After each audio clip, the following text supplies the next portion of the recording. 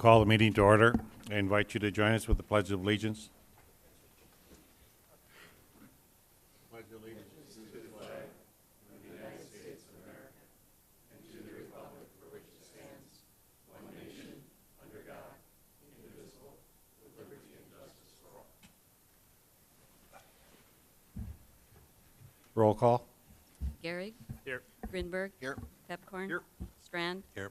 Mahoney. It's nice to hear. It's nice to have all the seats filled today. We had a great event last weekend. The marathon went on, and it was fun to have the Boston Marathon director there as well.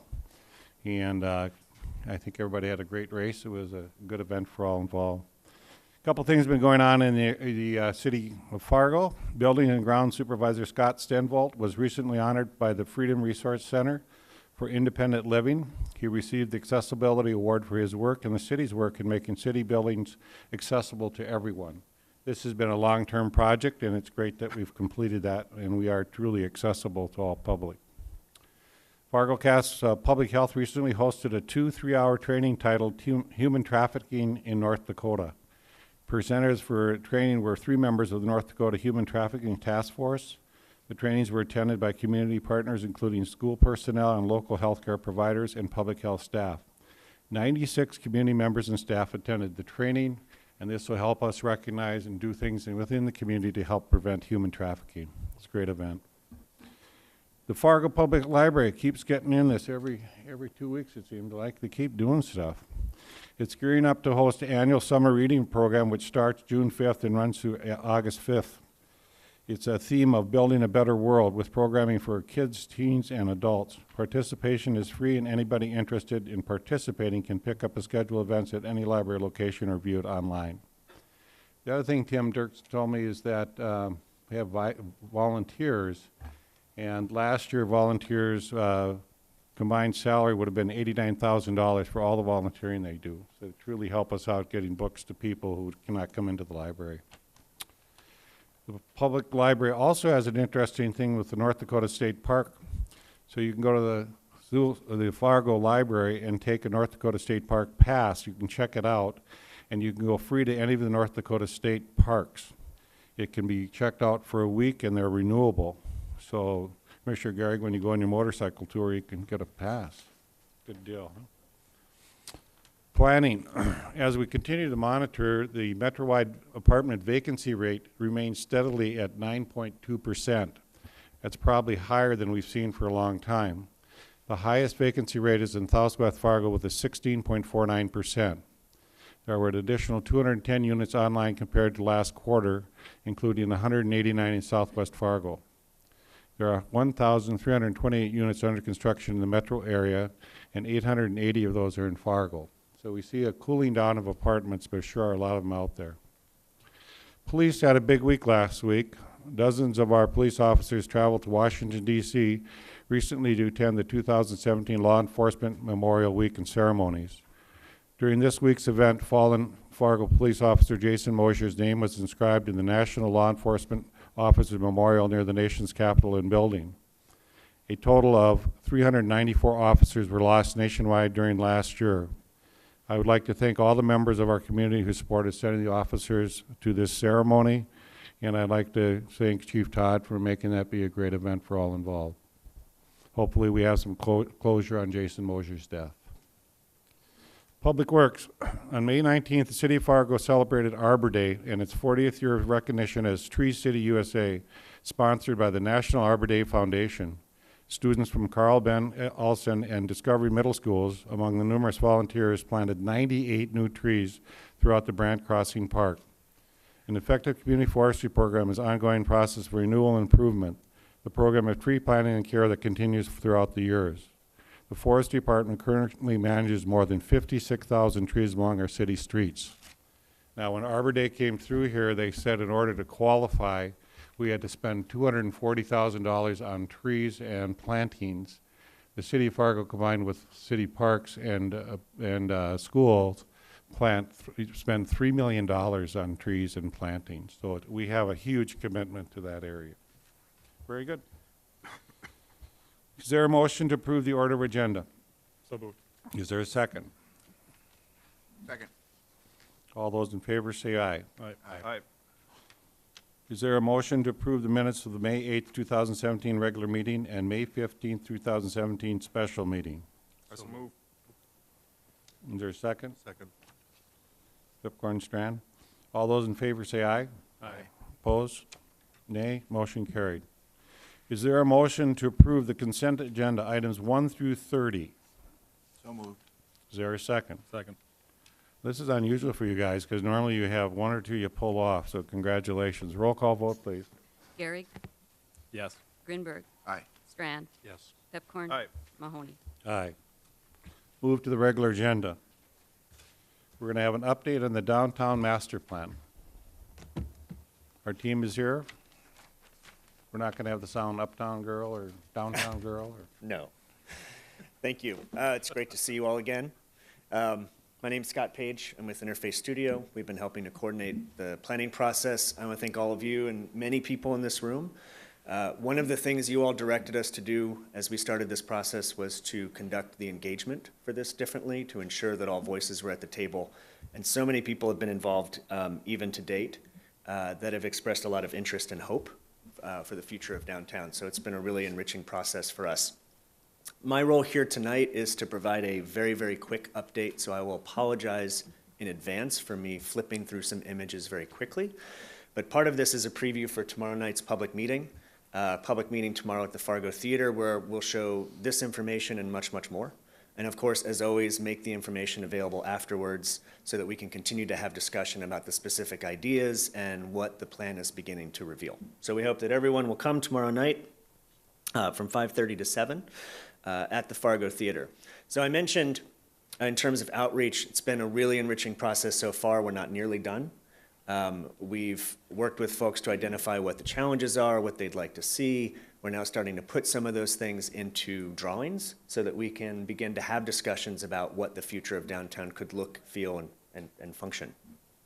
Just as a quick reminder about how we see the downtown master plan and its role.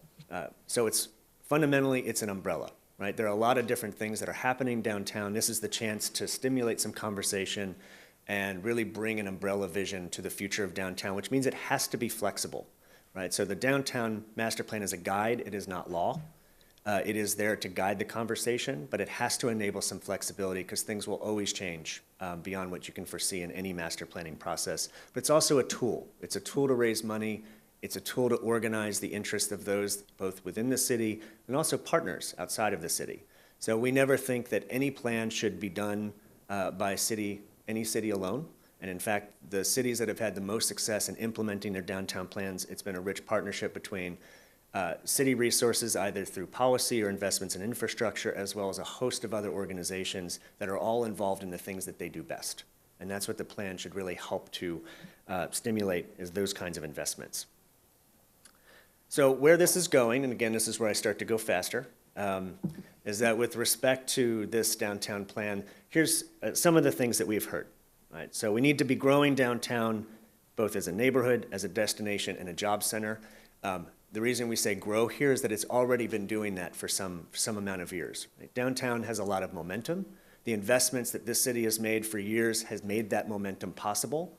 But as with every other city in the country that are looking at their downtowns, the question is what's next? How do we build upon that momentum and begin to shift and change with the different expectations that people have for downtowns? That they become more of a neighborhood, that they support their local businesses, that they support employers. So part of this is looking at housing. We have talked extensively in this process about the need to help diversify the range of housing that is available both within town, within downtown, and in surrounding neighborhoods. So that means looking at downtown not as an island, but obviously it is connected to those historic neighborhoods, and how do we begin to manage growth and potential investment so that we can get more of the kind of missing middle that's shown on this diagram in terms of a range of housing stock that's been so successful in downtowns of all sizes. It's also about looking at your downtown code, and we like to show this image because every single one of these 6 options can currently be built as in accordance with your current downtown code. So part of our interest is in not changing or rewriting the code, but adding some specific language that's related to form. How do the buildings address the street? How do we encourage retail with the design of the buildings? It's really tweaks to the existing code that you have so that we can get more of the stuff we want up there and less of the things that we don't. We're also looking at some specific ideas around where to invest and what that might mean. This is showing the intersection at Main and Broadway, looking kind of towards Moorhead. So there are some opportunities for some significant investment over time and really beginning to think about the places where this makes the most amount of sense, whether it's on Main, it's also the Mid-America Steel site, which we've done some drawings for. And again, these drawings are to stimulate conversation and to think about what the future of these places could be. But to think about the Mid-America Steel site as not just an opportunity for new development that can really help to push the momentum downtown even further, but also to help to create some riverfront open space that really is truly connected to the city and fundamentally serves a function of managing stormwater and addressing some of those environmental challenges that downtown faces. We are looking very specifically at things like land use. And the important part of this image up here is that dotted pink line. So we have this kind of brownish color that says mixed use, but really the dotted pink line is where we're starting to look at focusing potentially retail. So one of the things that we have said a lot in this process is that retail shouldn't go everywhere because we just don't have enough people downtown yet. So where should we focus it so that we get the kind of feel that we already have on portions of Main and already have on portions of Broadway and some other streets? So we're really looking to focus some of that activity in downtown. Also looking at things around the arts, creativity, really bringing people together, and that means looking at downtown open space, even the small ones. So this is an example from Holland, Michigan. That street, downtown street in Holland, Michigan, is almost the exact same size as Broadway here in Fargo. But you see the way that they program some of their spaces on sidewalks and curb extensions, sometimes it's planted, sometimes it's active. That image on the left is actually a winter warming hut. Is to think about Broadway as a series of opportunities. So Broadway is a really unique street, but you also have about half an acre of space that is planted, but that could be used actively to support the local businesses. So we're thinking about ways that can we take some small scale kind of moves and designs for these spaces along Broadway and make it an even better street than it already is to support the retail that's there. And we'll talk about that tomorrow night. And one of the things I think all of you have said, as well as many, many others, is that we have to also begin to manage the events that happen downtown. This map shows all of the events in 2016 and where they occurred downtown, and you see that big thick line on Broadway. The question was, do all events have to be on Broadway, or is there an opportunity to really encourage some of those events off Broadway, as we're putting it? So looking at 2nd Avenue, looking at potentially the new Civic Plaza, and other open spaces that are under design in downtown as homes for these types of events. So Broadway holds the events that it needs to, that supports those businesses, but that there are also other spaces downtown that can handle that type of activity. And part of the really important part of this, Ms. Mayor, you just mentioned this about the importance of the library and some of the programming they're already doing. This is the one place that welcomes everyone in the region that has kids, come to the library. This is the chance to really engage them in the future of downtown Fargo.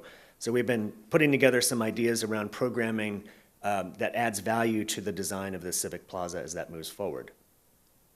The downtown plan, of course, also includes streets. And from our perspective, each street is different and each street has different needs. So some streets are great for bikes and some streets are not.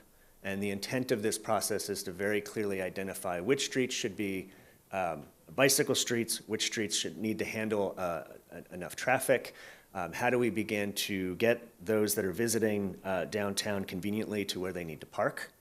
And also think about the design of the streets. One of the things we've also been asked throughout this process is to look at what other cities are doing. What are the best practices that are occurring across the country, and what can we learn from them here in downtown Fargo? These are a few examples of street designs in some different locations. And so we're bringing that into the conversation, but we have to also begin to address some of the issues around parking. And I would say that that occupies a lot of our conversations whenever we do any downtown plan. And what this diagram is meant to represent is that there's really a few things that we can do. Certainly you can build more parking, but eventually you will run out of space to do so, right? As there's more activity and more interest downtown, you will run out of space. Simply, it's a math problem. No downtown has ever been able to build their way out of that issue with parking. So then you start to look at other options, which is, can we share parking, or can we work with employers to, instead of offering their employees a dedicated parking space, you offer them the cash for them to decide how they would like to get to work. Is that the right thing for all employers? No, but it's the right thing for some. And cities of all sizes have tested some of these policies, and they've found some real benefits that helps to reduce fundamentally the number of cars coming to downtown, which enables us opportunities to create more walkable streets. Certainly the open space is a critical concern here, but it's not just about the programming in the open space, it's the function, the ecological function. And Scott Bishop, who's here tonight, landscape architect and ecologist, has talked about this from two standpoints. We have regional flooding, which we're all very familiar with here in Fargo, right, with the river, but we also have localized flooding. That localized flooding is because we have a very flat surface. When it rains really hard, that begins to cause serious problems downtown, and we have to really address both. And we think that the design of both the streets downtown and other open spaces can help to address those challenges. So what that means is that we start to rethink some of the standards around how we build our streets, not from the standpoint of their width and function, that's sort of a different conversation, but really it's a question of what is their underground infrastructure, and are they designed to manage stormwater, which ultimately is the most cost-effective approach we have for downtown. And then maybe also look at some other opportunities. These are urban greenways. They follow what we would call unused space on either side of the rail lines. So they don't have to impinge on those rail services at all, but they would provide railway, or think of them as trails that connect to a kind of regional trail system. And these trails along the right-of-way of these rail corridors can also help to manage some of that stormwater. So we're looking at things in terms of how they look, in terms of how they function, because ultimately it's good for the economic development downtown and supporting the kind of business growth we want downtown. And of course, we can never forget winter. So we're always thinking with each and every aspect of this plan, how does it work in the summer and how does it work in the winter? They're fundamentally, certainly very different types of experiences here in downtown. And then with respect to making sure that we have an inclusive downtown, there's certainly lots of great things that are happening with the organizations that are involved in providing services to those that are most in need in downtown Fargo. We have also identified a few other things that are of real interest, whether it's a day center, day resource center, and there's an example up there from Macon, Georgia, but also thinking about the design of public spaces in a way that helps to serve everybody downtown, including those that are homeless at this point. And so we're looking at downtown as serving the whole range of folks that currently use it and make downtown unique and the downtown that we all love already. Sorry, I went backwards. So one last point, and then I will stop. One of the things that we have learned from downtowns across the country is that because they are so different than every other place, they require a different approach, right? Downtowns are older, the infrastructure is older, there's a different building stock, there's more density, there's more expectations around how downtown is built.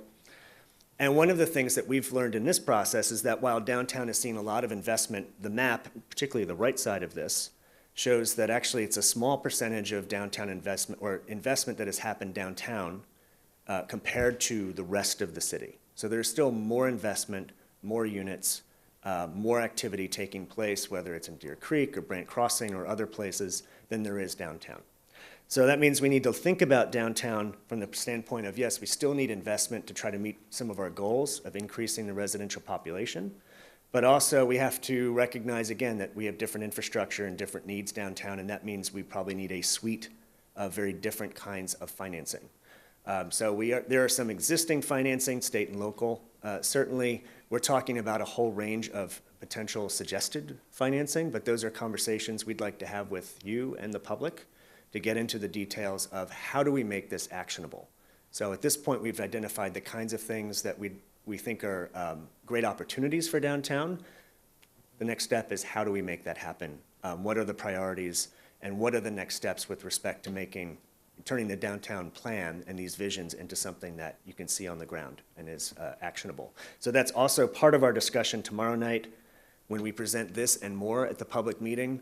we're going to ask the public to play your job temporarily for a night, where they will be choosing between almost 50 different specific strategies for downtown, and we have costed them, and I say cost in quotes, because it's not just about the actual cost, it's about how much time they take. So sometimes things can cost they don't have to cost a lot of money, but they take a lot of time, whether it's staff time, volunteer time, or otherwise, and we're trying to account for that and how things actually would take place. So we're asking people to weigh in to help us identify some priorities and jumpstart the conversation about, again, how to turn this into an actual set of actionable strategies. So I think with that, hopefully I have kept that to my allotted 10 minutes. Again, apologies for going very quickly, but I do encourage everybody to attend tomorrow night, where we'll get into a lot more detail and, again, as always, share this information far and wide so that we can get the best plan together that's appropriate for Fargo. Thank you very much. Very good presentation. Any questions by the commission? Will we go down to the Fargo Theater tomorrow night and see what's going on? Probably even have popcorn on. We like their popcorn. Thank you very much. It looks Thank like you. you're making great progress on this. And Nicole, thank you. The team looks like they're doing a great job. Mike Redlinger says he won't take long to do this, then we'll go into public hearing. So he's going to talk about the City of Fargo Customer Experience Initiative. Thank you, mayors and members of the commission. I will keep it very brief this evening. Wanted to provide a brief status report, a midterm report, if you will, on our customer experience initiative that we got off the ground earlier this spring with the Flint Group here in Fargo. This is going to be just a status update tonight. I'm going to come back later when we complete the project to really tell you more about the next steps. But first, a thank you to the commissioners and our staff who participated in some of these early interviews.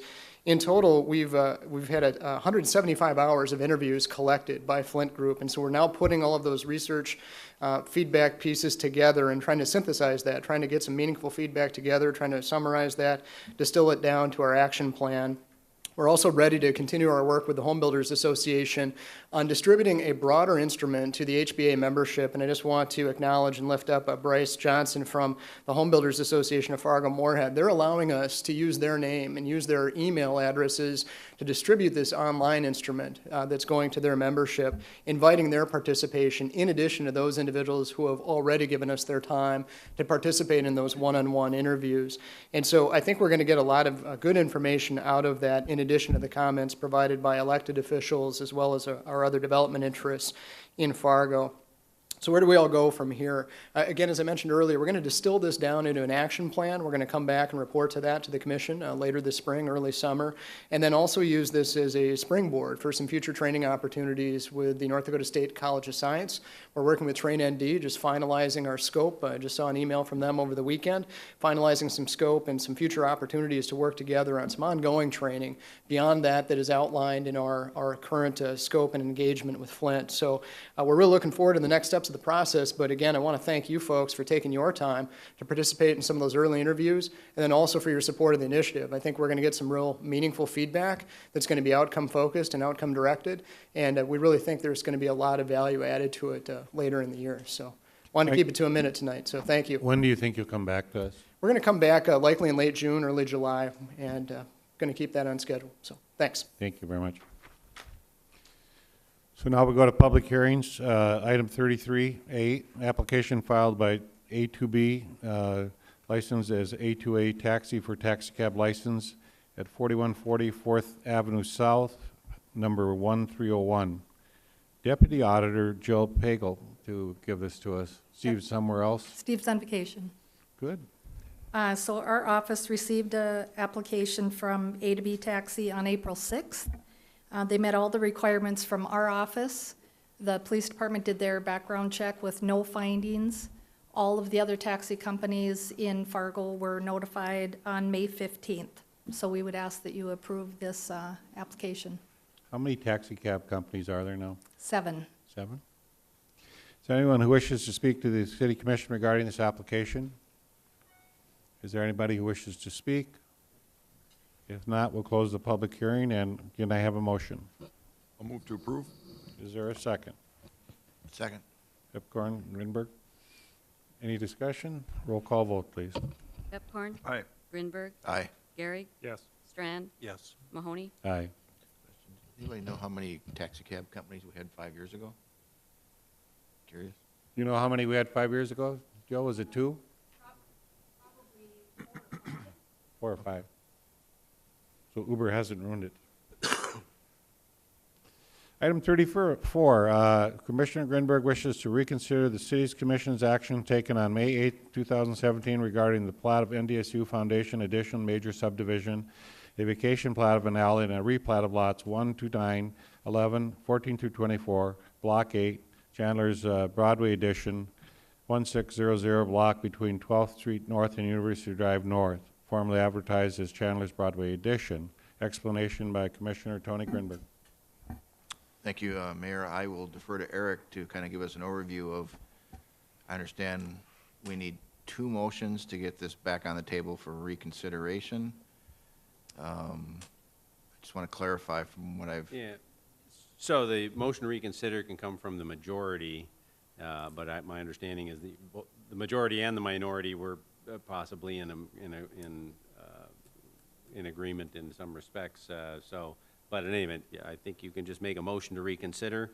If the matter is taken up and approved, then it's just a matter of determining if you move forward today, and you would be eligible to move forward today if the people that participated in the meeting 2 weeks ago are present. I was just looking out in the audience. I think they are, but then you would be able to move forward today. So then just to clarify, last week when I had a conversation with Mr. Gilmore, given the uniqueness of a majority, 4 votes required versus simple majority, that we needed a motion from the 3 that voted, and the majority actually, even though they were a minority and 2 votes, had to make a motion as well. That's no longer the case? Yeah. Just one motion? I mean, if you want to join motions, I think that's just fine, but I don't think it's Well, fewer the better, but if we're in sync with, Robert's Rule of Order and our code, I'd make a motion that we reconsider actions where we did not pass the prior motion to it. Is there a second? Second. Alley. So it's been motioned and second. If it's okay with the commission, we'll take a vote on reconsideration, and as I understand that actually only would take a 3-2 vote. Is that correct? correct, yes. Okay, roll call vote, please. Grinberg, Aye. Garrick, Yes. Strand, Yes. Pepcorn. Aye. Mahoney. Aye. Now we're going to go on to reconsider this particular motion that came before us. Is there a motion to approve the vacation of the plat of the alley? So moved. Is there a second? Second. Any further discussion? Eric, is it open to public discussion if somebody wanted to add any additional comments? Yes. Is there anybody that wants to bring any additional comments to the commission? Mr. Chairman, Commissioner Pepper. if it's okay, I asked April to kind of give a summary.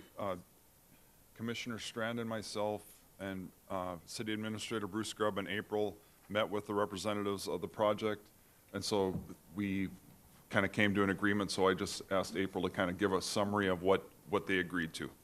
Okay. April? Well, a lot of this was under development even prior to that meeting, but just wanted to make sure that you were aware that staff, understanding that we were vacating a portion of an alley, has been working with the applicant on a developer agreement and a maintenance agreement associated with how that alley is treated long-term. And so you have not seen that agreement yet. It will come before you at your next meeting, now that, provided there's a positive vote tonight. But just wanted to make sure you were aware of some of the terms that are outlined within that draft agreement. The developer will be required to replace and reconstruct the portion of the alley that is to remain. It will be constructed of concrete, 24 inches wide, and it will be designed to accommodate drainage. We have some language in there discussing when they do that, that they have to continue to provide access for the existing property owner on that block.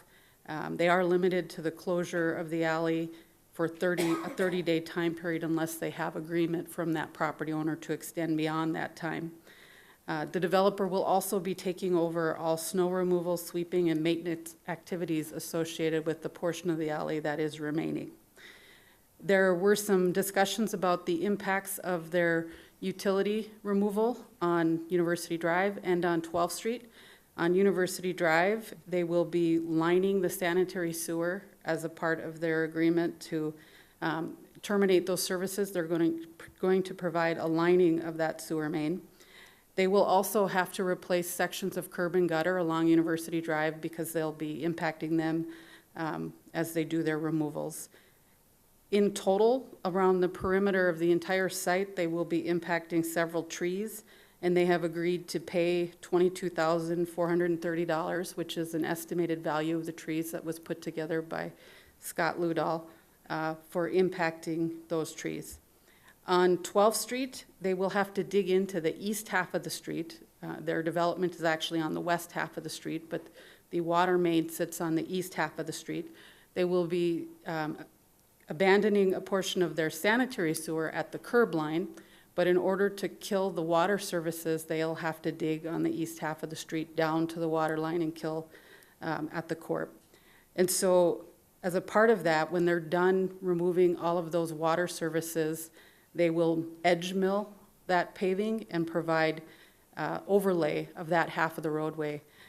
In addition, through our latest meeting, they did agree to provide for a seal coat over the entire width of the roadway to give it back a consistent look and feel in the neighborhood.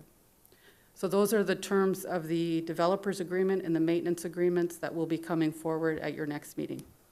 Thank you. Any questions of commissioners? Anybody else who wishes to speak? Close the public hearing. Can I have a motion? We have one. I have a motion, I'm sorry. Any other discussion? Roll call vote, please. Greenberg, Aye. Gary. Yes. Strand, Yes. Pepcorn. Aye. Mahoney. Aye.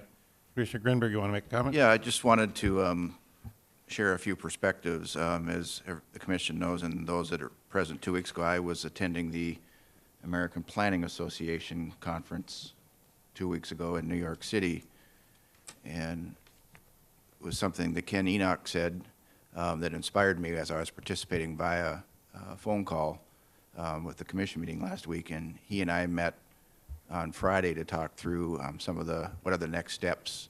And as I shared with him, as I've listened as coming up on a year now as a member of the commission that oversees liaison to the planning department, you know, the echo, the concern over the Roosevelt neighborhood.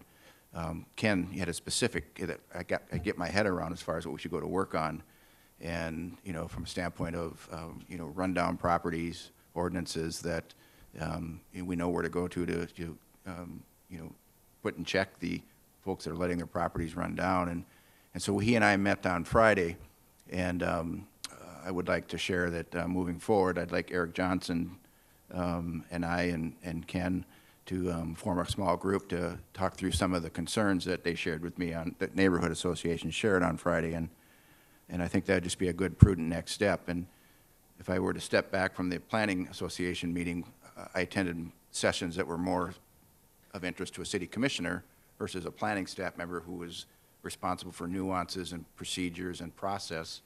And one of the things that it was kind of the timing of that call when I participated 2 weeks ago, and some of the things I learned. You know, we've got an incredibly bright staff that lead our planning department here in the city of Fargo.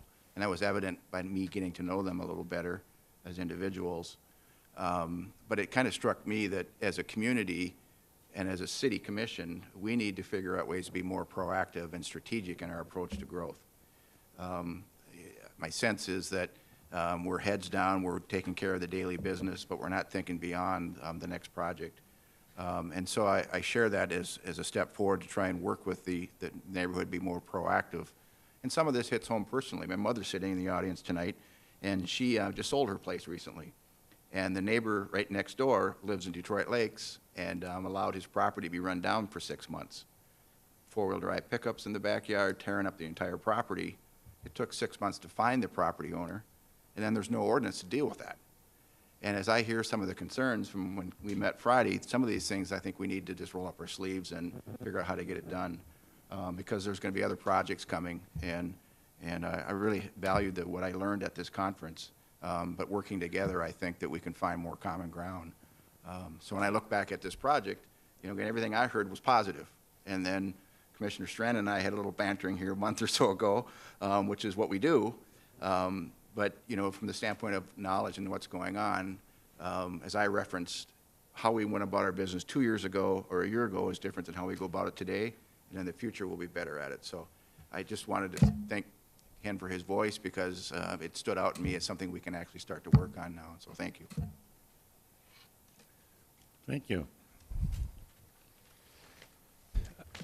Item 35, application for abatement of taxes made by Robert Hill Law Limited, representing West Acres Development for the Best Buy store property at 1615 38th Street South, requesting a 2016 value be reduced from $4,303,000 to $3,300,000.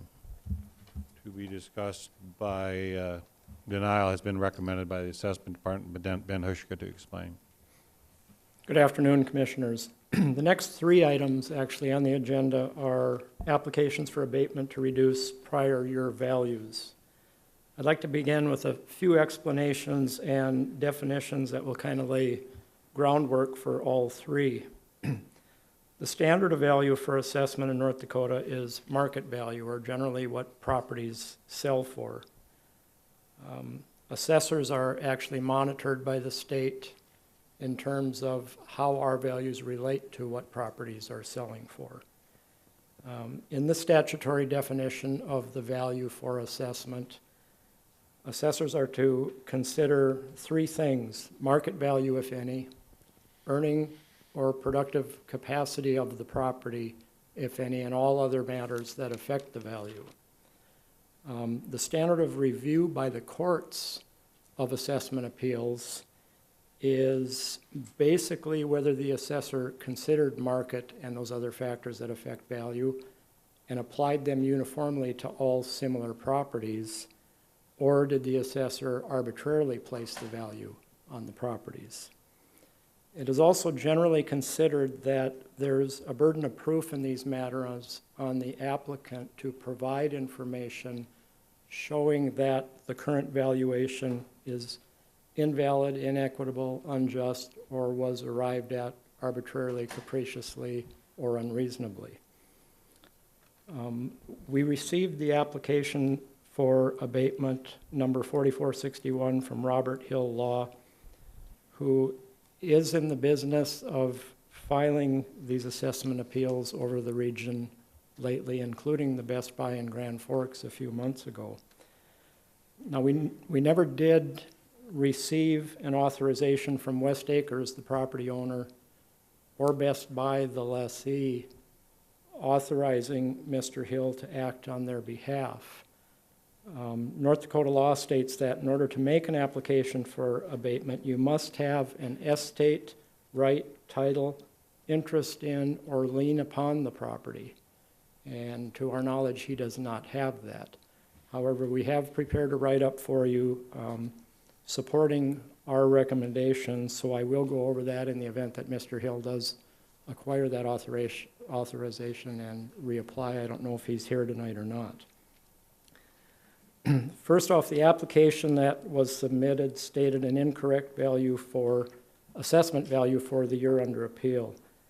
The value for 2016 is actually $3,966,800, not the $4,303,000 that was stated on the application. Also, the value requested by Mr. Hill, the applicant's sum of the land and building value does not equal the total value that he stated, so we're not quite sure what value they're actually asking for on this property. Beyond that, we valued this property using the same methodology and valuation approaches that we have for all other similar properties. We've provided you a list of sales and how our value on the property compares to sales of competing properties. Ben, is there anybody here from the Robert Hill Law Company? Anyone present wants to speak to this? I think we could vote on this, Okay. unless the commission wants more. We've looked at the data We before. recommend denial of the abatement and retain our current value for 2016. Could I have a motion? So moved. Is there a second? Second. Roll call vote, please. Gary, Yes. Grinberg. Aye. Strand, Yes. Pepcorn. Aye. Mahoney. Aye. Item 36, application for abatement taxes made by Robert Hill Law, representing Storemaster Funding LLC for the Gardner Gander Mountain Store property at 2121 43rd Street South, requesting a 2016 value be reduced from $7,364,500 to $5,638,050. Denial recommended by the Assessment Department. Ben Hushka to explain. Yes, the situation is fairly similar on this property. They did file on the Gander Mountain for the 2015 tax year a year or two ago, and you denied that application. This is for the 2016 value. No support was provided by Mr. Hill for the value that they're requesting, and we recommend denial on this one as well. Is there anyone present who wishes to speak to this issue? Anyone present who wishes to speak? If not, can I have a motion? Move to deny. Second. Any other discussion? Roll call vote, please. Gary. Yes. Grinberg. Aye. Strand. Yes. Pepcorn. Aye. Mahoney. Aye. Item 37, application for abatement of taxes made by Dave Perkins, agent for Sterling Properties, LLP, for a multi-tenant office property at 27 12th Avenue South, requesting the 2015 value be reduced from $1,381,700 to $1,260,000. Denial recommended by Assessment Department. City Assessor to discuss. Ben Hushka. Yes, and I'm not aware if this applicant is present tonight. Would like. Dave Perkins here tonight, or any representative of him? Okay. We provided you the write-up, I guess if you have any questions about it. I think their major concern is that when they purchased the property about 9.5 years ago, actually for $5,000 more than they're asking for it to be reduced to today, there was leases that run through 2020 that today are actually below market rent. However, North Dakota statute says that all rights and interests to property are considered real property for taxation, and all property is taxable whether the tenant holds the interest or the landlord holds the interest. So based on that, we have, again, provided you sales, provided you comparable properties and the values we have on them, as well as an income right workup. And all of those not only indicate that we feel our value is supported by that, we're probably even a little undervalued based on that analysis. So we recommend denial of that abatement. Is there anyone present who wishes to address this issue? Anyone present who wishes to speak? Hearing none, do I have a motion? Move to deny. Second. Any discussion? Commissioner Strand. Thank you, Mayor, and Mr. Hushkin. Before I go to my comments, congratulations on 40 years working for the city. You just don't look old enough to have been with us for 40 years. Thank you very much. But It that's started at significant. 9. And we have, Good try, Ben. I should have asked this before, but, and I don't want to assume, and I'm not sure the matter of this or not, but are these applicants aware that this is on, these topics are on the agenda tonight? The Sterling Properties, yes, Mr. Perkins is a representative. Mr. Hill is known to file applications on behalf of properties, and we never do hear from the actual property owners, so we do not know that. Oftentimes, appeals filed by tax reps, we call them, which Mr. Hill is acting as a tax rep in these cases. They do work on a contingent fee basis, which is based upon the amount of reduction they get. So oftentimes, I know there have been cases where tax reps have filed appeals, and we've notified the local owner, and they were not aware of it, and they withdrew the appeals. So we don't know if that's the case with these two properties. If I might continue, Mayor Mahoney, that might occur to me to be, I'm not sure if it's a required practice, but just to make sure everybody, like any other item on the agenda, when they're affected, that they know. At least we've done that Right. to let them know. Well, the Gander Mountain property, we did receive a signed authorization from them. Whether that's something, sometimes people are put on retainer, and that gives them sort of a blanket authority to file these appeals. Thank you. Roll call vote, please. Gary. Yes. Grinberg. Aye. Strand, Yes. Pepcorn. Aye. Mahoney, Aye. Item 38, State Water Commission request for cost reimbursement for the FM diversion flood project, cost totaling $1,527,676. Bruce Grubb to explain. Yes, Mayor, Commissioners, thank you. Kent is out of town and asked me to take the microphone tonight. You'll notice that items 38 and 39, there are two cost reimbursement requests. Previously, you've seen one, but at the last commission meeting, it was asked if the Oxbow, Hicks, and Bakke work could be separated out. So that's what you see in front of you tonight. This first item is a reimbursement for work not including the Oxbow, Hicks and Bakke component to the project. Number 39 is specific to OHB. Can I have a motion, please? Also move. Second. Any further discussion? Thought Commissioner Pepcorn was going to make that motion. Roll call vote? Strand, Yes. Grinberg. Aye. Pepcorn. Aye. Gehrig. Yes. Mahoney. Aye. Item 39, State Water Commission request for cost reimbursement for FM diversion flood project, cost totaling $31,468. Bruce Grubb to explain. That is the Oxbow, Hicks, and Bakke component of the project being requested for reimbursement through the State Water Commission. Probably the cheapest one we've had. Move for approval. Is there a second? Second. Moved and seconded. Roll call vote, please. Grinberg. Aye. Gehrig. Yes. Pepcorn. No. Strand. No. Mahoney. Aye. Item 40, request from Commissioner Gehrig to approve the sewer agreement with the City of West Fargo. Commissioner Gehrig to explain. Go on down there.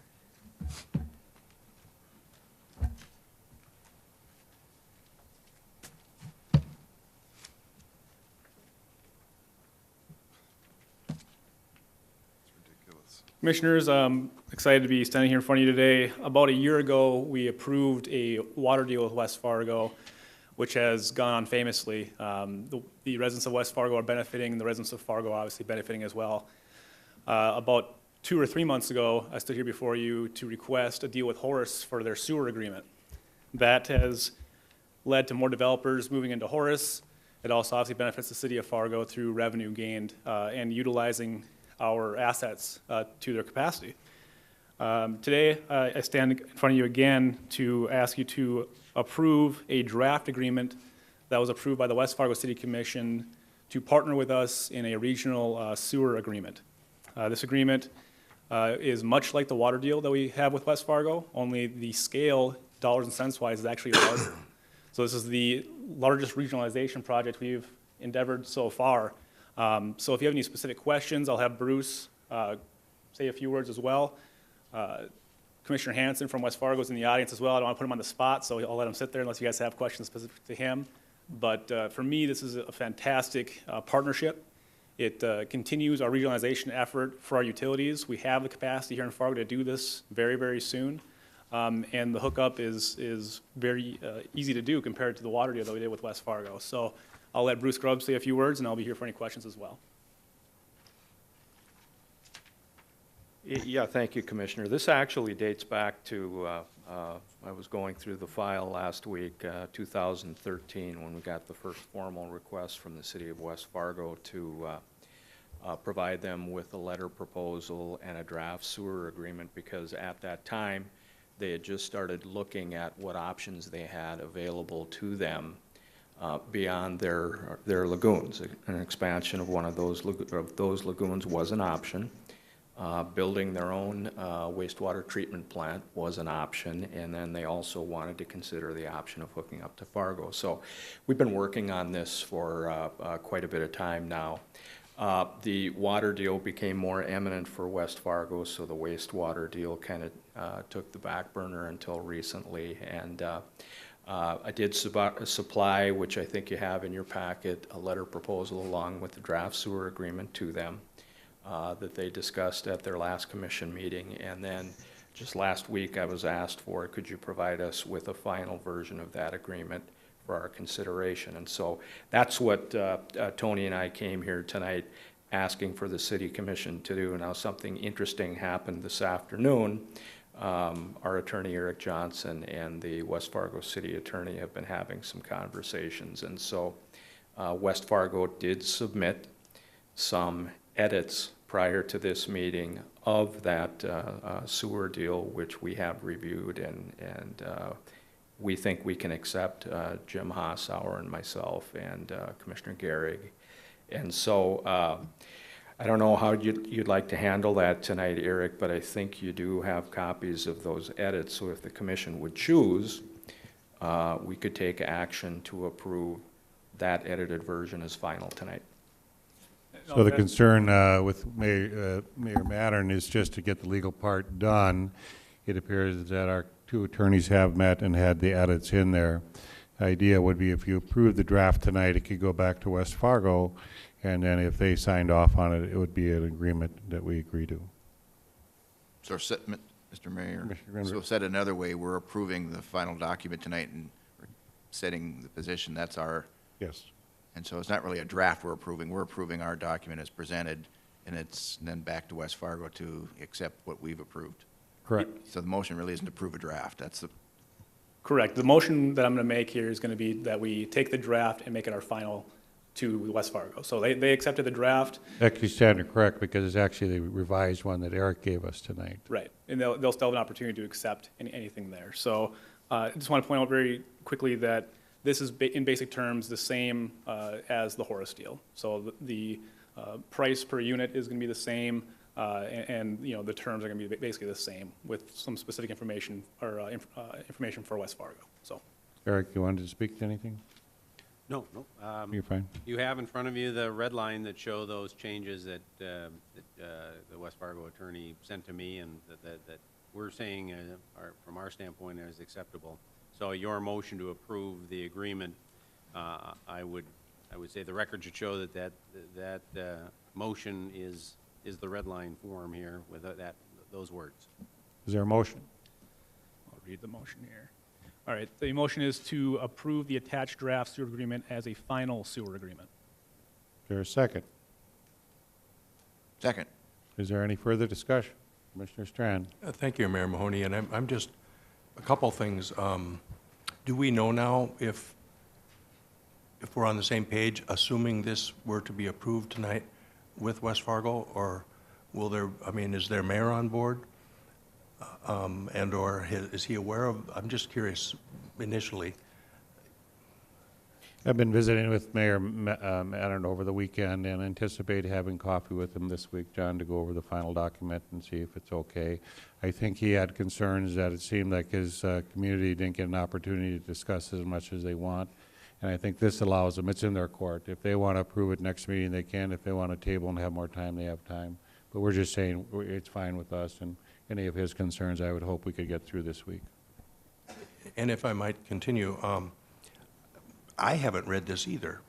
You know, I'm uncomfortable putting my vote to something that's dropped in our laps right before the meeting, even though there was an initial draft. So, and is there any harm if we let this play out for a little bit, to take this edited version to the West Fargo leadership and say, are we all there? And then put it on our agenda? That would make me more comfortable. I'm hesitant, not that I'm opposing it, but I'm hesitant tonight to vote on a final agreement when we haven't vetted it necessarily, and we don't know for sure it's finally approvable by the other entity. Commissioner Gehrig? So what I'll say to that, John, is the reason I pointed out that's the same as the Horace deal is to put your minds at ease, basically, that there's nothing different in here that would cause concerns. I would hope not cause concerns from anybody based on the 5-0 vote we got for Horace. Secondly, the West Fargo City Commission, they can accept this and table it indefinitely for them and look at it as long as they would want to. We're basically putting the ball in their court at that point. So any discomfort, they can come back, talk to us either through our liaisons or by the mayors or whomever can still talk about this. But you know, I think that they're looking to get this done as soon too. I think that they want to put this on their agenda for their next meeting. So we can delay it certainly, but for me, I think we've been working on this for a really long time. It's a really great deal. We have projects going up on 19th Avenue that will facilitate the pipe that needs to go in, which will save both cities money. So I'm looking forward to this deal quite a bit, and I hope that we get a 5-0 on this one. Any other comment or discussion? Commissioner Strand. If I might, when is their next meeting? Monday. This A coming week Monday? today. Well, that being the case, I will move, we delay this until our next meeting so as to have it vetted and approved finally by the West Fargo Commission in the meantime. Is there a second? Is there a second to the motion? Hearing no second, it dies for lack of a second. Is there, you've already made a motion, Tony? Yep. And it was seconded, right? Any other discussion?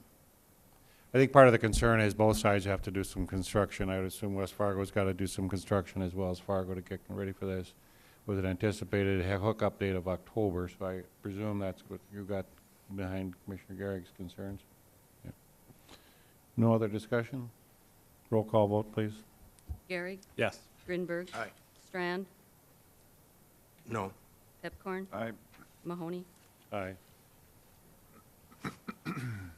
City Hall construction project update. Bruce Grubb to explain. Yes, thank you, Mayor and Commissioners. Commissioner Grinberg requested a status report on the City Hall construction project, and that's what I've submitted attached to my cover memo tonight. That spreadsheet, that tracking spreadsheet attached to the back of the cover memo is updated after each progress payment is made to each contractor or after each change order that's approved. And so what you see in front of you tonight is current as of May 18th, 2017.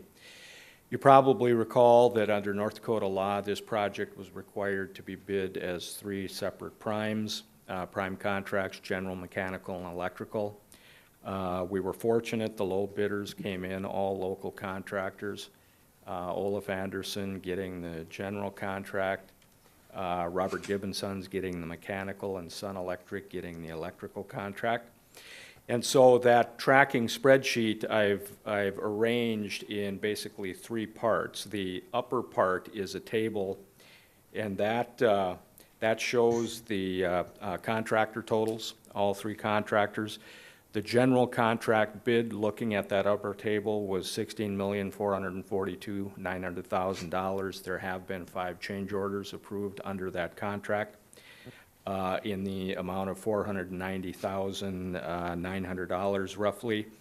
However, nearly $400,000 of that was an owner requested change order for the curtain windows. And so overall, the project general contract is 2.55% over the bid, but if you remove that owner-directed change order, it's actually 0.8% over the bid amount. The mechanical contract, low bid was $3,447,000. There have been 4 change orders approved under that contract, combined amount of $66,092. So that project is moving along very nicely at 1.92% over the bid amount. And then finally, the electrical contract. The bid was $2,607,000. There have been 2 change orders approved for the electrical contract. And so that individual prime contract is 0.60% over the bid amount. If you lump all those things together, we have a project that is currently sitting at 2.55% over the bid amount. If you take out the curtain windows, it's 0.8% over the bid amount, so we're really happy about that. The middle table on my tracking spreadsheet is just a summary of those change orders. It includes a description of each of the change orders and a dollar amount associated with those. The bottom table then is the overall project budget summary based on the GO bond sale that was executed to finance this project. In that bond sale, there were a number of categories identified as uses. They included the City Hall construction itself, obviously.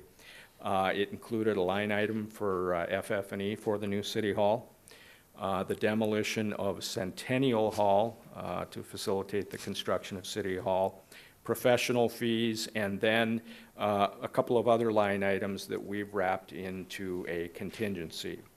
And so based on the overall GO bond sale and where the project is tracking, you can see how each of those categories are doing. And so that is my construction report update.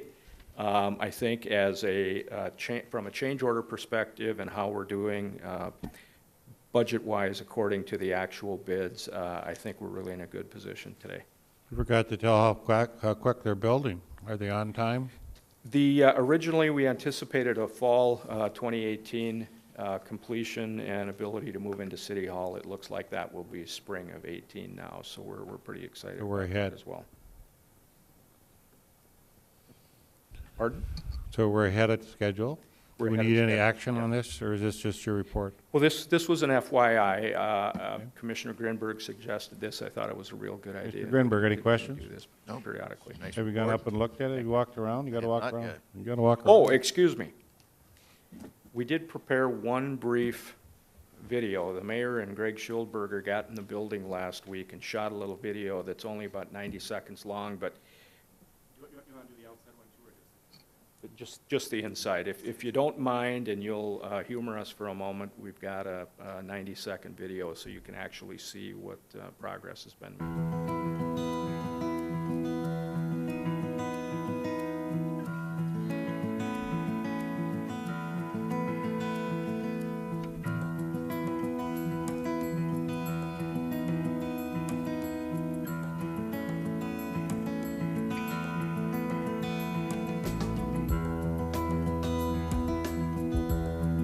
Basement's a little undone.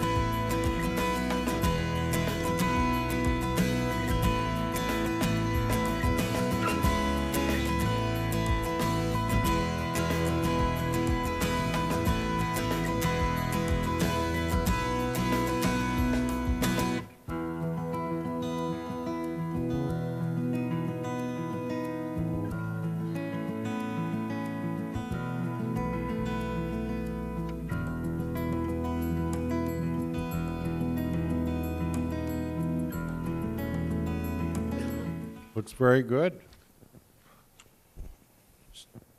Much bigger than our old place. Mr. Chairman, just double checking here, items 41 and 42 on the agenda. Bruce, you've covered? F and F he hasn't covered yet. Okay. The FF&E was next. That's just a very, very brief item.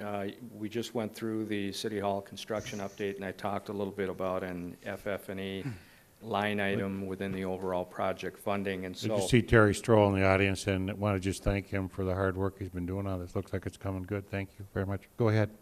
F and F. Yes, TL Stroh Architects recently completed an updated FF&E budget for the new City Hall project. That came in at $1,978,000, so it's a little bit north of the line item dollar amount in the overall project financing, short about $200,000. And so in an attempt to try and preserve the remaining contingency amount, hopefully to get us through the end of construction on the City Hall project, I have offered up a suggestion that to make up that FF&E shortfall, we do have another fund with actually Fund 526 Vector Control. It's got an unallocated fund balance, and we have two choices here. We could either utilize and chew into that contingency and If it gets us through the end of the project, that's fine. If it runs short, I could come back and offer up a solution. Or we could make that adjustment to that FF&E line item now. Questions? Mr. Strand? Thank you, Mayor. I'm just curious, does art and the discussion of artful embellishments to the city hall, is that included in this, or is that still yet to come separately? That is yet to come. And just one other thing I wanted to mention is, this is full fit up, 100% new, not factoring in what we think we will see in the way of reductions when we actually go out for bids. So we do think that this is somewhat conservative. I think that's fair, Terry. And so this is kind of planning for the worst, hoping for the best. Yeah, the thing you put forth is that we also have some of the areas that we have new furniture and stuff. We'll move some of that over. There's some in commission area and some stuff. We have chairs that are relatively new, so we feel that we may have some cost savings in there as well. Commissioner Gehrig.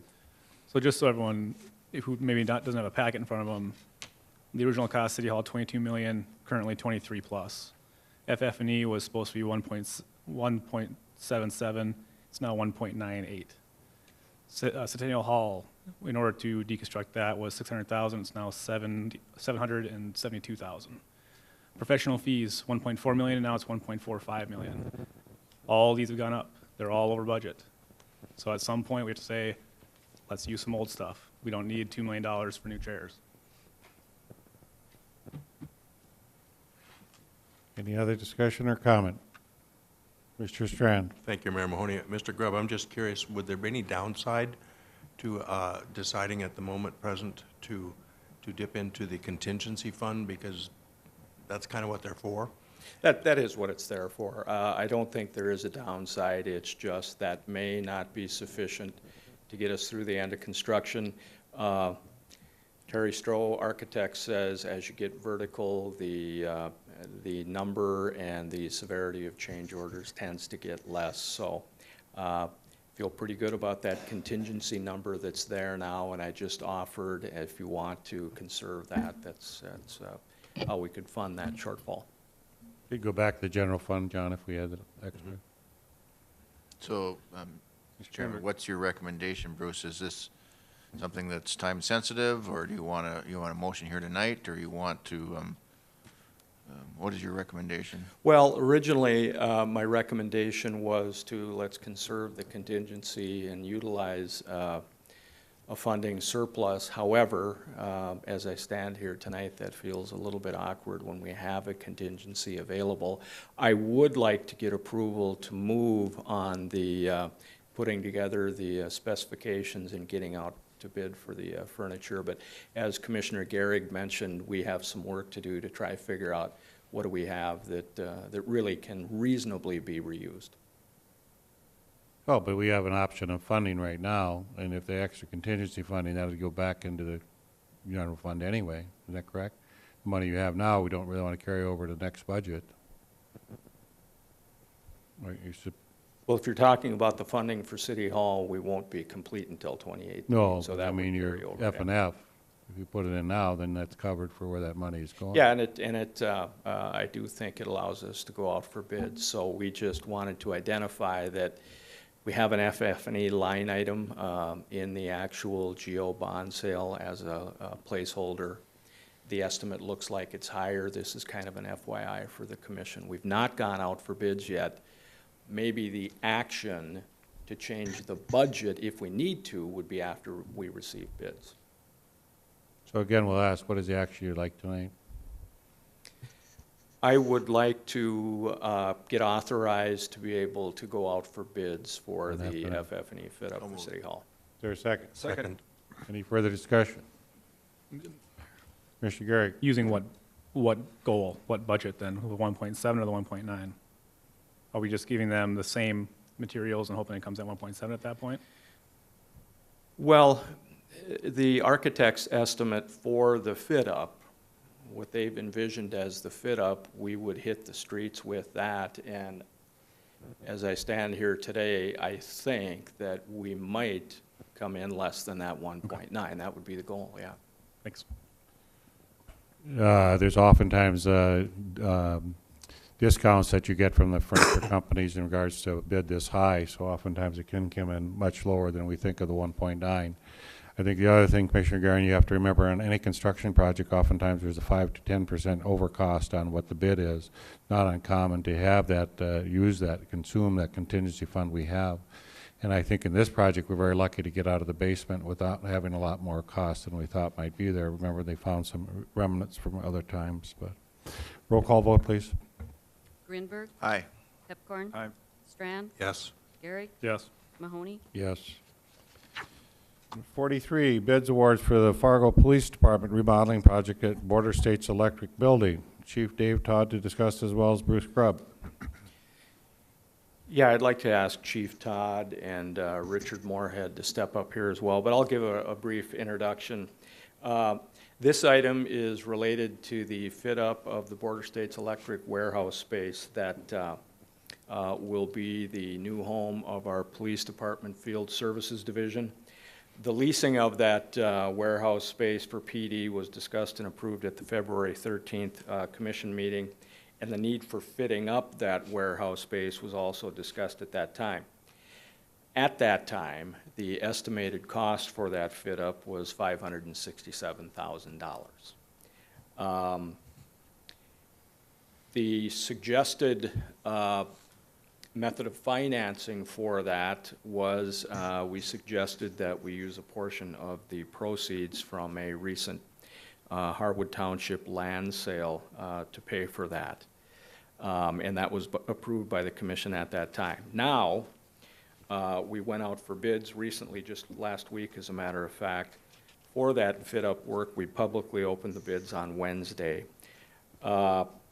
Unfortunately, the bids came in significantly higher than we expected. They came in at $994,800.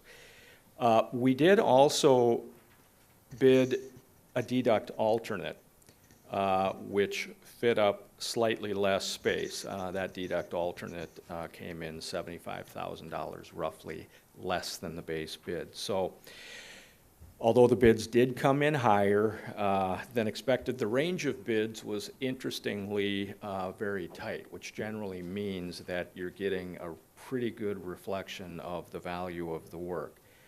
And so Dave is going to talk a little bit about the space being fit up, what the needs for field services is. And then Richard Moorhead's going to talk a little bit about what happened between the original estimate and the actual low bid results that we saw here.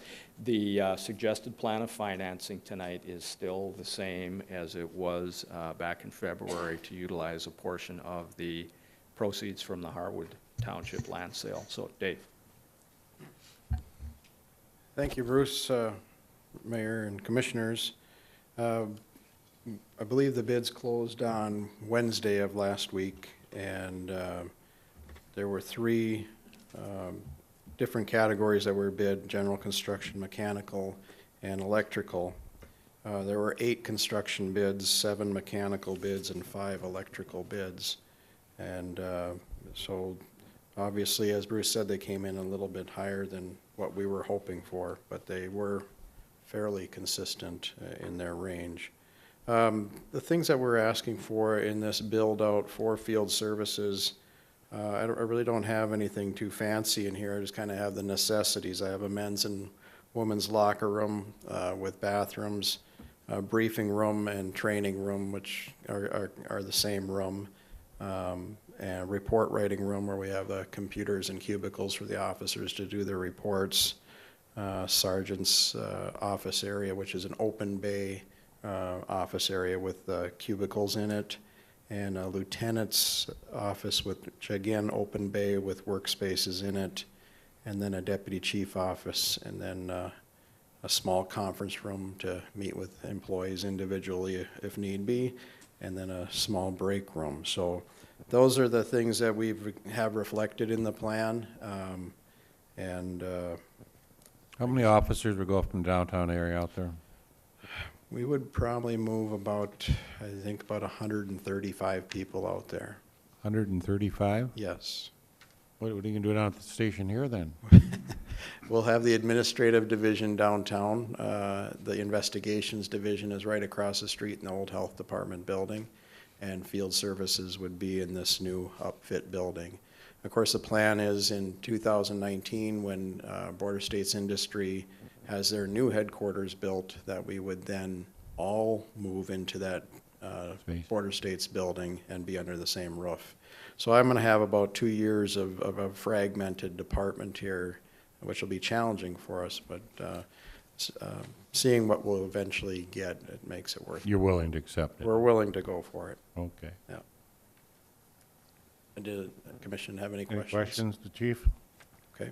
Mr. Strand? Thank you, Mayor. I'm not sure this is for Chief Todd, but remind me, if you would, how long our lease is, and is the purchase finalized in advance already for what that would be when it comes around to fruition? We have a 2-year sublease with Border States Electric, and then we've got a 4-year lease with the actual building owner, after which we'll have the opportunity to purchase.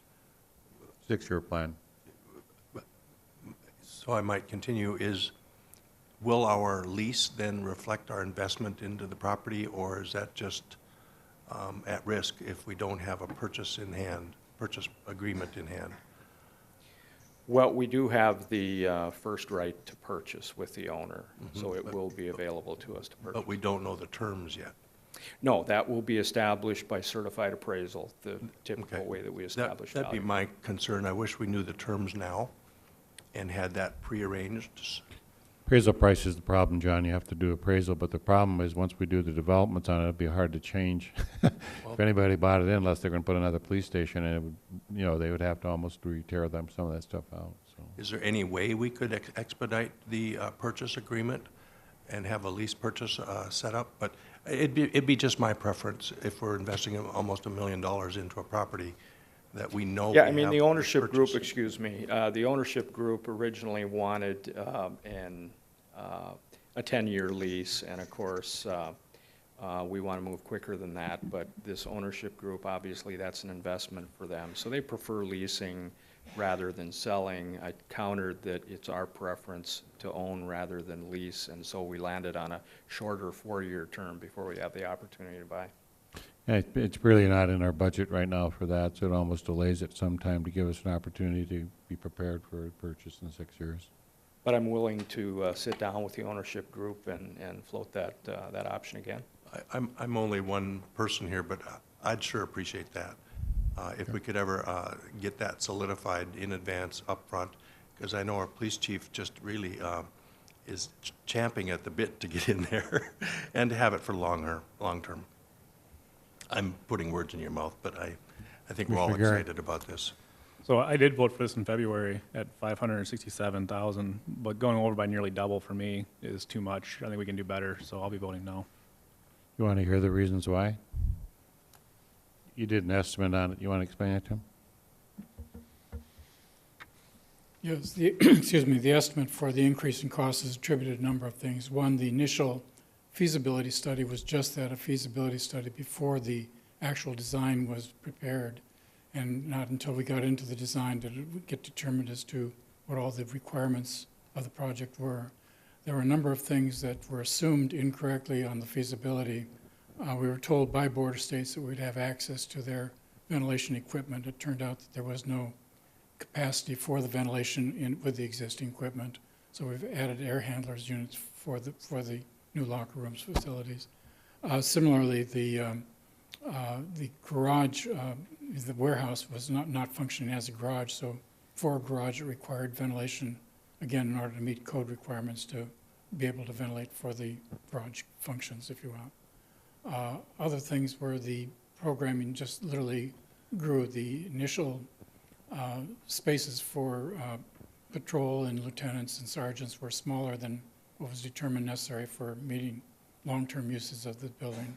While they could have met the immediate needs, the spaces are designed to accommodate growth over the period of time it's expected to be used in the space. So the physical space that got developed is larger than planned, than identified in the feasibility study. So those combinations of things, adding more mechanical equipment, adding to accommodate the longer-term growth of those specific functions, patrol functions, ended up with more space to be developed, therefore more cost. Our actual estimate for the project was $954,000 at the time we had it designed. So the bids actually came in from $954 to $994. We had, as was mentioned, a cost control option of $71,000 deduct alternate that would have brought it within our estimate, well within our estimate. But it's the assessment at this point is those are things that will have to be provided at a later date anyway. And so we've recommended to go ahead and not accept the deduct alternate. And the deduct alternate reduces the spaces available for utilization. So the reason we weren't closer to it is we really weren't in the building knowing what we needed for the police force. So the idea, once you got into it, it took more than 500. Correct. Okay. Any other comments or questions? You have a motion? Move for approval. Is there a second? Second. Any further discussion? Roll call vote, please. Grinberg. Aye. Pepcorn. Aye. Strand. Yes. Gehrig. No. Mahoney. Aye. 44, consider draft schedule and process for proceeding with development of the new tax increment financing policy. Planning Director Jim Gilmore to explain. Thank you. What I've outlined here is kind of a general schedule for how we would address the development of a new tax increment financing policy. So far to date, we have been reviewing our existing policy and looking at some changes, maybe to clarify things or make things a little bit better. Kent Costin had our city financial advisors, both PFM and Springstead, reviewed the policies and provided us with written comments. One of those had, I think, a better outline in terms of how to lay out the goals and objectives of the policy. So we're trying to rewrite it along that new format. Kent Costin has provided me with some comments, and we have also distributed the policy for public comment. Where I see this going from here is to try to work both with our finance committee, our tax exempt committee primarily. I'd like to sit down with them, review the existing policies so they understand what we had that we adopted about 9 years ago. We'll distribute it to developers for their comments.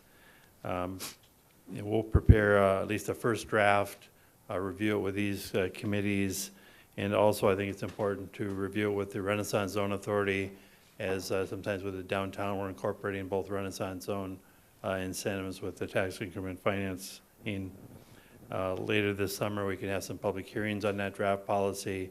Those committees can recommend changes and bring it back to you for comments. And another important discussion we'll need to have is with both the Cass County Commission and the Fargo Board of Education. One of the changes in the legislation is that if we're providing an incentive greater to a development of greater than 5 years, both the county and the school would have an opportunity to sort of opt out of their portion of that incentive. That would apply to tax increment financing and also the pilot policy. So I think it'd be good to have a discussion with both the county and the schools so we kind of lay out our goals and what we're trying to accomplish with these programs. I'd be happy to answer any questions, or if you have other things you would like us to incorporate into this process, let me know.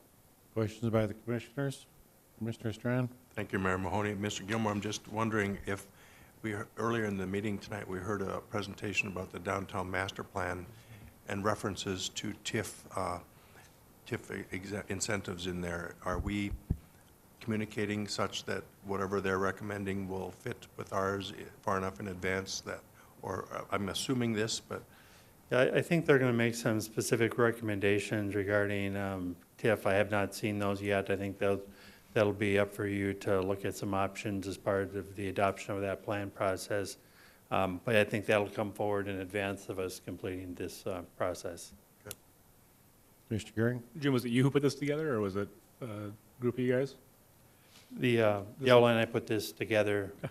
I want to say thank you, because it adds a lot of opportunity for public input in all these public boards. So I think it's great. I think it's a great way forward, so I appreciate the work on doing that. Any other modifications anybody wants to make, or does this look okay? Everybody happy, Commissioner Peppercorn? Yep. We have no action on it, it's just the way forward. I think that's what you wanted, Commissioner Goring, for this to be way forward, or do you need I think action? you wanted me to bring this back, so I just had suggested a motion to direct us to move forward with kind of along this outline. have a develop motion? new policy. Is there a second? Second. Roll call vote, please. Grinberg. Aye. Gary. Yes. Pepcorn. Aye. Strand. Yes. Mahoney. Aye. Item 45, request from XL Energy to replace underground line with an overhead line at 7th Avenue North on 10th Street North.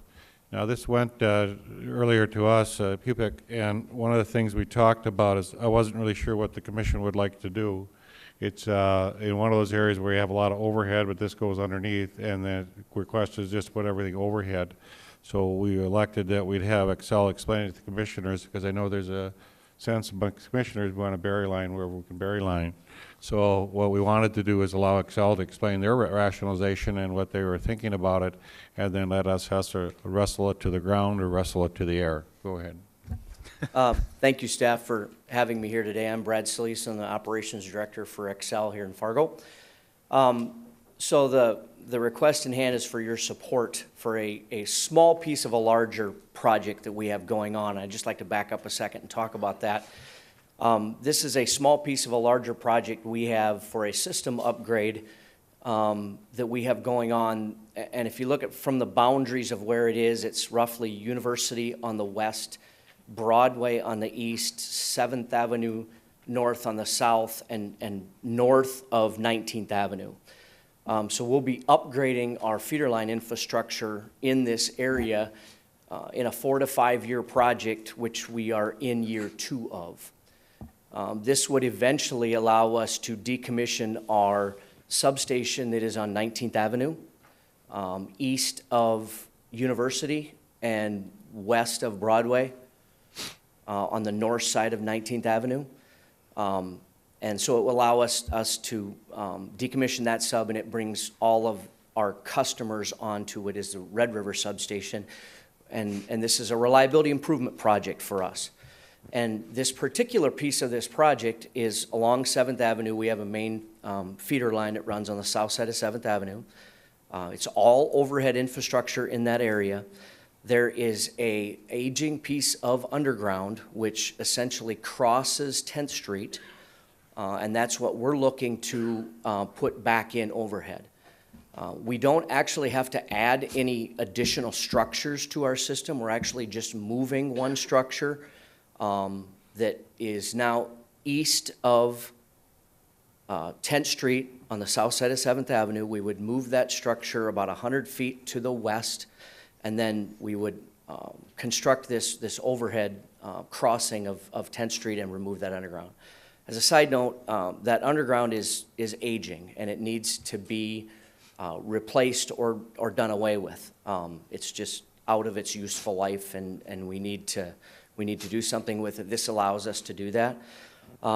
This overhead crossing, we've worked with city staff to ensure that we meet any necessary things they want us to do. We found the best place for this moving of this structure. It actually helps streamline a streetlight feed point that is the city's. We've also been working closely with the DOT to ensure that where we put this structure does not interfere with the reconstruction of 10th Street, which is going to happen in 2018. We believe that this is a reliability improvement for XL and our customers. We believe it's the most cost-effective way to do this project. It also fits into, which I'm sure you're well aware of, our overhead smart switch scheme that we've implemented in our territory within the city of Fargo and West Fargo to allow us to minimize the amount of time that our customers are interrupted when we do have things happen on our system. This overhead crossing allows us more operability and fits within that scheme and allows us to expand that smart switch technology that we've instituted over the last 2 years. Question, any commissioners? Mr. Chairman, I just have a quick comment. I don't support this. This is the exact opposite of what we want to do. Our long-term vision is we want all the power lines buried. I live in North Fargo. You drive down 32nd, Elm Street, any of those streets, the trees are butchered. People are tired of it. We want buried power lines, not more in the air. And so my perspective is you're going in the wrong direction, and I'm going to do everything I can to encourage you to bury power lines. Thank you. Any other discussion? Mr. Strand, you're kind of quiet tonight. Thank you, Mayor.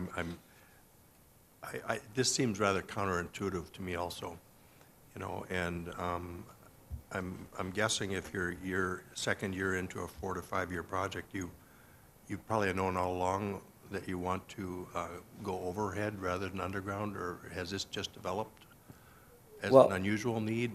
And then that begs the question, how much more of that will we have in other crossings? Commissioner, to your question as well as Commissioner Pepcorn, you know, we understand you're wanting us to take a look at overhead versus underground when we do things within our overhead infrastructure that we have. And I assure you that we take that very seriously, and we are doing that with city staff.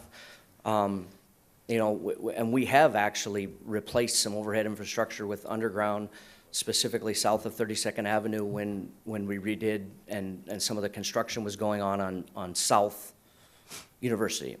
So we did look at that. This was something we knew we had to deal with. We just weren't sure the best approach to take to it. So it's developed as we've developed this project. I also want everybody to understand that this is a very short 350-foot section of the only piece of underground there is in this overhead feeder structure. So we aren't proactively putting this overhead back. We just think it's the most reliable way to do it. It's the most cost-effective way to do it, and we believe has the most operating functionality for us and for our customers long-term. Just a couple of questions. Substation, whether this happens or not, is not really affected by that. Substation goes away because you have better power in that. It's going to happen regardless, yeah. You're really arguing it's reliability, and there's an overhead there, and there's the pole there already, so there's really not a new pole. Correct. So it's the same thing. Correct. And your argument is perhaps you get better reliability on the north side of Fargo. We believe it provides us better reliability, yes. And see, us as simpletons think whether you have the power up or underneath, you could still use your smart switches. You're claiming... Well, and we can, Mayor, absolutely we can do that. This just allows us more functionality to do that. So does it inhibit our ability to move forward with that? Absolutely not. Does it help us to better institute that and allow us more functionality to do it? Yes. But can we do it regardless? Yes, we can. Well, our concern is reliability, and I think that has been one of the concerns of the commission for a while, is just the reliability when XL's had power outages, so that's what I was saying. Commissioner Strand. Thank you, Mayor. What is the cost and who bears it? The cost is about 3 or 4 times more to put the underground in versus the overhead in. And it will be bared by our customers. It's part of the rate base. And is that through the PSC already in a sense of pre-approval, or? It's baked into our current rate structure. It's not a new cost, John. It's baked into what they're doing. So. Okay. Mr. Chairman, just one more thing. If you want to see about something that's probably the most popular issue, it's the overhead power lines and the damage that it does to the trees. And the way that we can control this the most easy as a city is we have a franchise agreement. And so we can just write it into the franchise agreement saying we want to have a plan, either 5 or 10 or 20 years, where you eventually bury all the power lines. They're going to say, we don't want to, it costs money, but they can do it, and we can force them to. And so that's going to be up to us in the upcoming years. But we have a franchise agreement, and so we will have the opportunity. But the people that I talk to in my neighborhoods are tired of seeing it. It's awful. It's just awful. So, thank you. I got to be honest, I'm trying to track all the dots here. We have a recommended motion to consider the request. Right. doesn't have a city staff recommendation on if we do this or not, so it's up to us. So it went to Pupic, and Pupic decided not to make the decision. They kicked it to the commissioners because the Commissioner Hepcorn's comment is that it seems that the commission has been pushing for underground. It presently is underground, so they, by right, they would have to go underground. So- Unless you wanted it overhead, I'll have April explain it. You would have to vote. The to second have it question I overhead. have then, We had two. you've been here the longest. When's the last time that Xcel Energy's franchise agreement was debated or discussed or amended? Is Well, it it's just ever? like, To your first question, let's start there. This appeared in front of PUPEC, excuse me, and it was denied by PUPEC. Xcel Energy then asked to come back to PUPEC and asked them to reconsider. They chose not to change their motion, so the PUPEC recommended denial originally. Well, you have two ROAs in front of you. The second one was an update, and really, PUPEC recommended denial the first time. The second time, they reconsidered it, and they did not change their motion. So just wanted to make sure that was clear. Mr. Chairman, can I add one more thing? The other thing we're doing with the engineering department is when we do new streets, we update the underground, the water and sewer, and we also are burying power lines. That's what our vision is. And so what they're proposing is the exact opposite of what our vision is. And so unless we want to change it, that's fine, but that's. We want to know what your vision is. That's why it's here. Just one other question. Last time we did an Xcel franchise agreement was? We are due for an Xcel franchise agreement. We did a Cass County Electric franchise agreement in the last couple of years. We tried to set that one up as a model that could be used for Xcel as well. Xcel did review the document when we prepared it for Cass County Electric, and so we think we're, in a position where we've got a good base document to start from with that negotiation. We generally try to treat both companies the same within city limits. There has been the suggestion that perhaps in the Xcel franchise agreement, we charge 2.5 rather than 2, and use the half cent or half percentage to bury power lines, so specifically throughout the city whenever there's an opportunity. Otherwise, the city has to pay those costs. And Mr. Chairman, I stand to be corrected, but Cass County has all their power lines are buried. Mr. Strand? The only difference there is that Cass County Electric built an all-new area. They haven't been in downtown for, established neighborhoods, so there is a difference on new construction versus rehab. Right. But I still don't have my understanding is Xcel's franchise agreement hasn't been visited for 50 years. Right. That is correct. We Okay. are. So it's probably about time that we Yeah, table we are this due. and go into a more lengthy discussion about what's the right step forward versus a knee-jerk reaction to this. Well, this isn't Well- a knee-jerk reaction, Mr. No, I Mr. didn't Chair- mean it, just No, making a harsh decision. But I mean, on this topic, I mean, we can decide on that. We've kind of veered off into another, but I mean, this individual thing we can. Mr. Strand? Just for Everybody the wants to talk tonight. sake of clarifying, we had a brown bag and discussed the agreements of Xcel and Cass County Electric last fall. Just Cass County. But then we voted on the Cass County Electric agreement with the understanding that it would be mirrored by Xcel generally, but with the caveat that there would be a memorandum of understanding negotiated as well. Is that right, Mr. Grubb? Am I on track with that?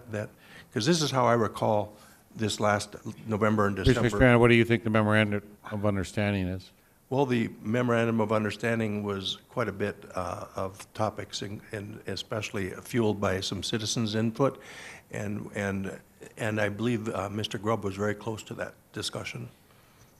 That actually was a meeting that we did have with the citizens group that, when we were putting together the Cass County Electric agreement, wanted some more clean energy requirements in there. Some of those that, similar to Minneapolis, they wanted to mirror the Minneapolis deal. And my research showed that these franchise agreements define the terms by which these utilities can occupy the public right-of-way. In Minneapolis, what was done, and that was the point I made, the other Minneapolis city clean energy vision was accomplished by an MOU, separate from a franchise agreement. So at that point in time, we didn't commit to an MOU, but we indicated that when the Xcel energy franchise agreement comes up, we can engage in those discussions.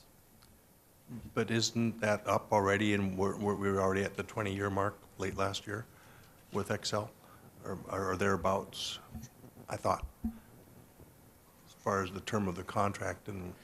Eric, oh, okay. If you don't mind. Got some help coming. We've got a whole team helping here tonight. Yeah, our franchise agreement is very, very old with Excel, make a but motion? we have an ordinance in place I'll that make it. provides for the franchise fee that's been paid throughout. And so, yes. Kinda gone off. That's all right. Correct. And so once we did take a look at Cass County Electric's franchise agreement last year, then we knew Excel would be the next one we would be sitting down with. And we did try and do a template that would be acceptable on both sides. So we might as well do that this year. We might as well So- get in the room and start talking. Commissioner Gary. Okay.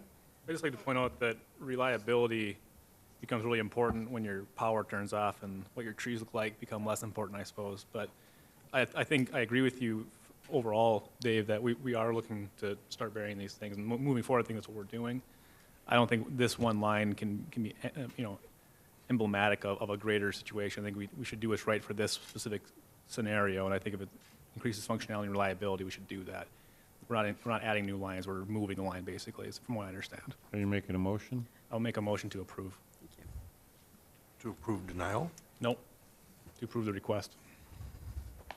By Excel, correct? Correct. Is there a second to that? Is there a second to the motion? I'll entertain a new motion. I'll make a Commissioner motion to Pepburn. deny. Is there a second to that? Second. Further discussion? Now you don't talk? Okay, we'll take roll call vote. Pepcorn? Aye. Grinberg? Aye.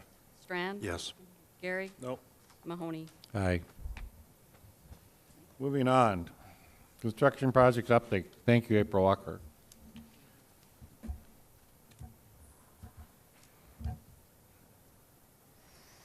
So you did get a copy of this mailed out earlier today. I'll just hit a couple of the highlights. Safety report, we don't have anything new to report in that regard. With 32nd Avenue, the highlights on 32nd Avenue is we are down to one lane in each direction. And I gotta look a little closer here, 36th Street is currently closed to the south of 32nd Avenue and will remain closed into next week. That's just where we're at in the phasing there. The work does continue across the bridge structure with the overlay of the deck and the expansion of the deck. This contract is really moving along. The contractor is ahead of schedule, and so we're very pleased with the progress that's being made out there.